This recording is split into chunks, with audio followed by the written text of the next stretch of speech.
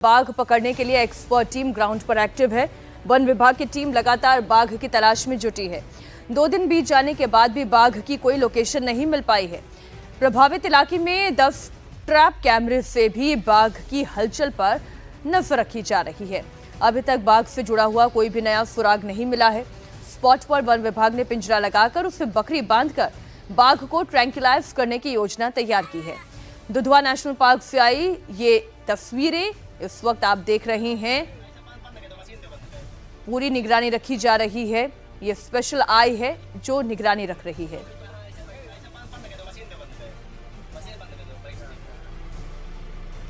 तो ये तस्वीरें इस वक्त हम आपको दिखा रहे हैं कि कैसे किसान को मार डाला। फिलहाल जो ग्रामीण हैं वो खौफ में हैं, पिंजरा बना दिया गया है। लगातार बाघ को पकड़ने की जो कोशिश है वो की जा रही है। तो बाघ की तलाश के लिए सीतापुर का नरनी गांव इस समय वन विभाग का हॉटस्पॉट बना हुआ है। पीएचसी को वन विभाग ने कंट्रोल रूम बनाया है। खेतों में सुबह शाम बाघ की लोकेशन के लिए कॉम्बिंग की जा रही है। ट्रैप कैमरे की भी तस्वीरें देखी जा रही हैं। बाघ को लेकर अभी तक वन विभाग को कोई सफलता हाथ नहीं लगी। डीएफओ नवीन खंडेलवाल ने बताया कि खेतों में मचान बनाकर उसके नीचे मवेशी बांधकर वनकर्मी नजर बनाए हुए हैं।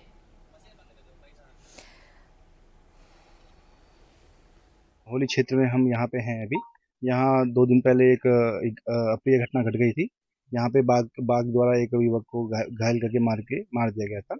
हम इस क्षेत्र की कल से परसों रात से ही हम रेकी कर रहे हैं कि कहाँ उसका मूवमेंट हुआ है, क्या है। वर्तमान में अभी इस क्षेत्र में बाघ की उपस्थिति नहीं है, बट हमें अंदाजा है कि बाघ इस क्षेत्र में घूमेगा या फिर आएगा। तो हम उसी हिसाब से प्लानिंग कर रहे हैं कि हम कैसे उसको लोकेट करें, कैसे ट्रैक करके तो कैप्चर किया जा सके। इसके लिए हमने जगह जगह आइडेंटिफाई कर ली जो सुटेबल जगह उसकी यहाँ हो सकती है वो घूमने की, वो अपने आइडेंटिफाई किए कहाँ तालाब है, कहाँ उसका मूवमेंट हो सकता है।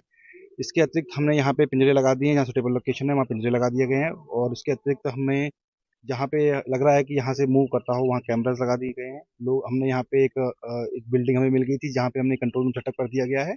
और हम ये प्लानिंग कर रहे हैं कि कैसे मचान बनाकर, क्योंकि हमने 2 उपयुक्त स्थान ढूंढ लिए हैं कि जहाँ मचान बना के हमारे डॉक्टर की टीम बैठेगी। अगर वहाँ पे बाघ का आना होता है तो हम उसको पकड़ने की तैयारी करेंगे। बाघ की दहशत के चलते लोग घरों में ही दुबकने को मजबूर हैं। रात भर पहरा दिया जा रहा है। देर रात स्थानीय विधायक भी पूरे दल बल के साथ इलाके में पहुंचे, लोगों का हौसला बढ़ाने की कोशिश की। हाथ में गन लेकर काफी दूर तक खुद विधायक जी विजिट करते हुए दिखाई दिए। ये देखिए, बाघ के सर्च ऑपरेशन में एमएलए साहब खुद गन लेकर निकल पड़े हैं। अब इतनी भीड़ देखकर बाघ आ जाएगा हमला करने, ये तो थोड़ा नामुमकिन सा है। लेकिन हाँ, वन विभाग की जो स्ट्रैटेजी है वो तस्वीरें हमने आपको दिखाई, वो कारगर साबित हो सकती है। लेकिन विधायक को अपने आसपास देखकर खुद गन के साथ, खुद पिस्टल के साथ अपने बीच में देखकर हो सकता है गांव वालों की थोड़ी हौसला अफजाई हुई होगी। शेर या बाघ जो भी है उसके लिए वन विभाग की टीम रात भर निकली हुई है। सभी वन विभाग के कर्मचारी हैं और जिम्मेदारी सुरक्षा हम लोगों की भी है, तो हम लोगों को भी जिम्मेदारी चौकीदारी करनी चाहिए। और रात में निकले हैं और उम्मीद है कि बहुत जल्द पकड़ा भी जाएगा। हमारे सहयोगी विशाल प्रताप सिंह इस खबर पर जुड़ गए हैं। विशाल, पहले तो आप लोगों से जानकारी लीजिए कि कितने बड़े एरिया में ये दहशत है, कितने गांव वाले इस डर के साए में जी रहे हैं कि न जाने बाघ कब हमला कर दे। मीनाक्षी, इस समय हम सीतापुर के महोली थाना क्षेत्र के नरनी गांव में मौजूद हैं, जहां शुक्रवार देर शाम एक युवा किसान को, सौरभ दीक्षित को बाघ ने अपना निशाना बनाया। इसके बाद से जो वन विभाग की टीम है वो इस पूरे इलाके में न सिर्फ कैंप कर रही है, बल्कि जो ट्रैंक्विलाइज करने वाली स्पेशल मशीन होती हैं, स्पेशल गाड़ियां होती हैं, जिसमें जो डॉक्टर्स होते हैं, एक्सपर्ट होते हैं, इस पिंजरे के अंदर बैठते हैं और अगर बाघ दिख जाता है, यानी कि उनका जो निशाना है वो दिख जाता है, तो बाकायदा यहां से उस पर निशाना लगाया जाता है। इसको लेकर के जो स्पेशल गाड़ियां हैं उनको यहां पर दुधवा नेशनल पार्क से बुलाया गया है। और साथ ही साथ ग्रामीण जो भी ट्रैवल कर रहे हैं, इस इलाके में आ जा रहे हैं, वो अकेले नहीं आ रहे हैं। और साथ ही साथ वन विभाग ने बड़ी बड़ी मचानों के लिए, ये देखिए, जो यूकेलिप्टस के बड़ी बड़ी डालियां होती हैं, पेड़ होती हैं, इनका व्यवस्था की है ताकि ऊंची मचान बनाई जा सके और बाघ को नियंत्रित किया जा सके। हमारे साथ मनोज मिश्रा मौजूद हैं, जो कि इस इलाके में न सिर्फ इस पूरे मुहिम को आगे बढ़ा रहे हैं बाघ को पकड़ने की, बल्कि कब से एक्टिव है बाघ, बाघिन और 2 शावक बताए जा रहे हैं। मनोज जी, लंबा संघर्ष आपका जारी है, संख्या कितनी है और फिलहाल इलाके में दहशत कितनी ज्यादा है, इसको लेकर के आप लोग क्या कर रहे हैं? यहाँ बाघों की संख्या 5 के बराबर है, 5 से कम, 5 या 6 है।